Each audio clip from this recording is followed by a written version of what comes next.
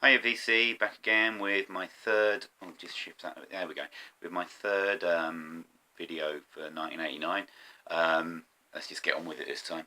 Right, first up is an absolutely gorgeous album. I've just played it again and it is just as good as when I first heard it, and it is Heidi Berry, Below the Waves. She's a singer-songwriter. I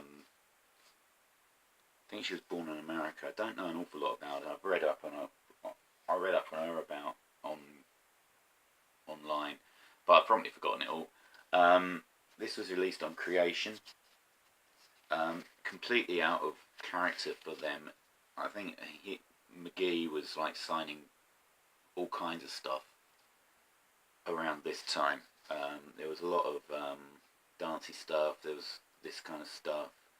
Obviously stuff like Ride, all kinds of stuff. This is just beautiful.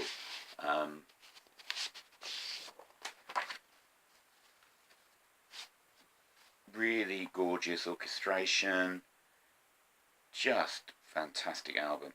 But the standout track on here is a song called North Shore Train, which is just one of the most exquisite pieces of music. I originally heard it on the Doing It for the Kids compilation that Creation put out, and it was just a standout track on that. So as soon as I saw this was available, I had to go and buy it.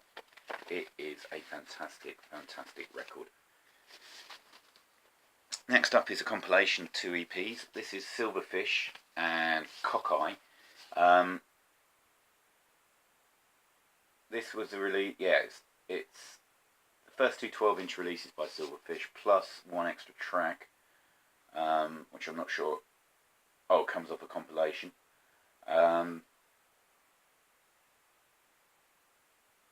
Just fantastic. It's really brilliant, noisy rock. Leslie Rankin, I think, was the lead singer, who later went on to do some trip-hoppy stuff after Silverfish split up. Just top-notch. I mean, you've got things like Dolly Parton, On the Motorway, Weird Shit, Don't Fuck, One Silver Dollar, and then the standout track for me is TFA, which is Total Fucking Asshole, which is just brilliant. Absolutely amazing.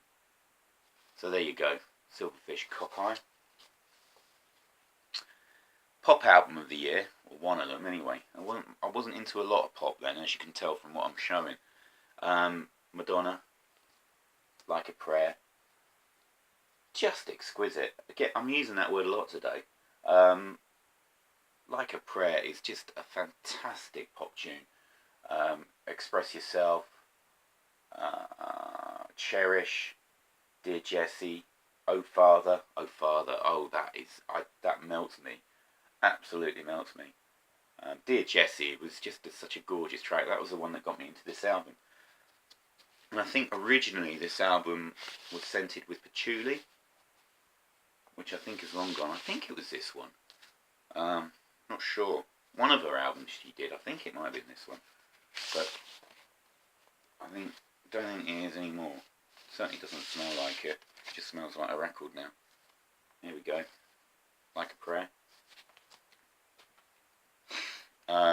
I was dead into this band back in the day. New Model Army, Thunder and Consolation.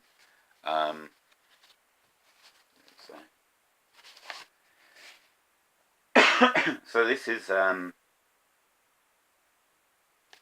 those who don't know New Model Army, they were it's hard to describe them really.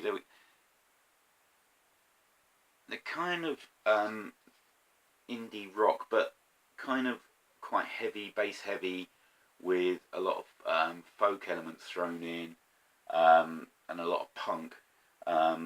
So singles off here were Stupid Questions, Green and Grey, which is a gorgeous track. Vagabonds is a brilliant, brilliant song. Just a great, great album. They were brilliant live as well. Saw them around this tour. It must have been... No, saw them in 1990, I think. That was the first time I saw them, when I saw the level of support in them. Fantastic record. Next up, Aerosmith, Pump. Had to put this in somewhere. It's typical Aerosmith. I mean, you've got Love in an Elevator on it. Janie's Got a Gun is a great track. The Other Side, Don't Get Mad, Get Even. Voodoo Medicine Man is a great track. Young Lust, yeah, it's great. Monkey on My Back. This was, I think, yeah, on this tour. For some reason, they did a special secret show at the Marquee in '89. And me and a load of mates managed to get tickets for it. So we saw Aerosmith at the Marquee, and it was a fantastic, fantastic gig. Jimmy Page came on for the encore. I think there are bootleg videos knocking about a part of it. But this was Aerosmith in their sort of second phase of fame, just at the peak. This is a great album, really great. Next up is another compilation. It's Jimi Hendrix Radio 1. This was a compilation of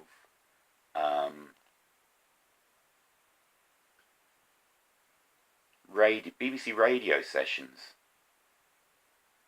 from 67, 68, anyway, late 60s. And some of the performances on here are phenomenal.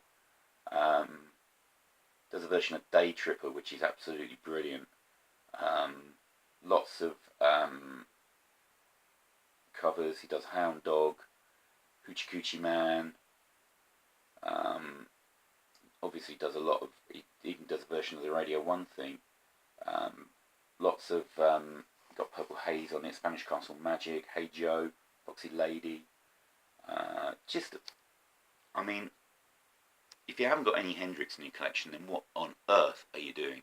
Because he deserves a place in anybody's collection.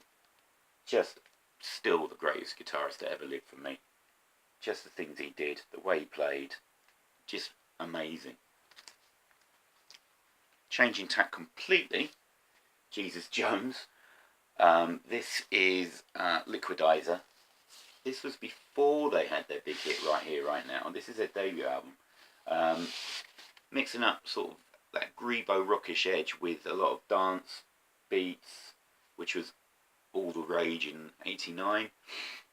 I remember this really fondly. I love this album. Most of it is 100 miles an hour full-on stuff. So you've got Move Mountains, Never Enough, What's Going On. Info Freako was the big single off it, or they didn't get in the charts. I think it got to about number 44 or something. Great album. Absolutely love it. And better than the later stuff as well. Debut solo album by Bob Mould. This is a great record. Really great record. I'm actually going to have to listen to this again. Sort of captures the point, well, it does capture the point between Husker Du and Sugar, who were later signed to Creation, who were a brilliant, brilliant band, as were Husker Du. But I don't know if I'm pronouncing that right. Great record. Absolutely great record. Really stripped back and laid bare. Love that. A bit of grunge next. Blood Circus. Primal Rock Therapy. Got to pull this out because there's no track listing. Yeah. Road to Hell, Part of the Crowd, My Dad's Dead, Two-Way Street, Gnarly 20 Foot. It's great. That kind of punk metal, kind of Sabbathy, grungy, you know what you're getting with that. It's great. And then just to round off this one, Spike. Headley spoke really well, really brilliantly about this album. I haven't really got an awful lot to add to it.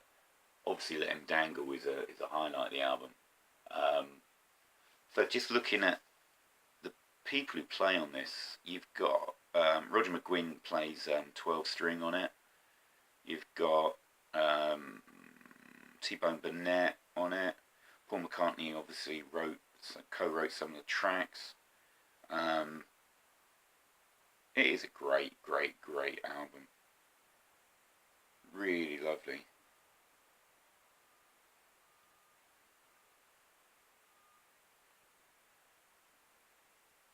Chrissy Hines on it.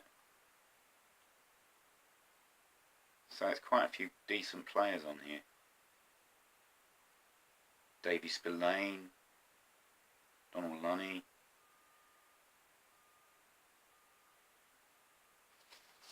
Excellent album, these. Right, here we go. That was a quick breeze through 10 more albums from '89. Hope you enjoyed it, and I'll see you again soon. Bye, VC.